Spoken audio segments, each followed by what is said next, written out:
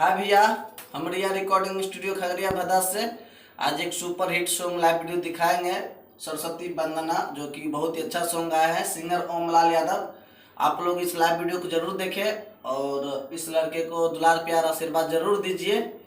और मेरे Kanhaiya film channel को आप लोग जरूर सब्सक्राइब करें। हम अभी सिंगर ओमलाल यादव का लाइव वीडियो दिखाते हैं और आप लोग भी अपना ऑडियो वीडियो बनाना चाहते हैं तो निश्चिंत रूप से आइए खगड़िया में रिया रिकॉर्डिंग स्टूडियो।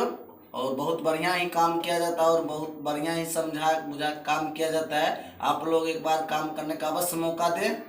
और आप लोग दिल्ली पटना से सबसे बेहतर यहाँ आवाज़ क्वालिटी मिक्सिंग होता है, एक बार जरूर आइए। हम अभी लाइव वीडियो दिखाते हैं ओमलाल यादव का। बोलो सरस्वती मैया की।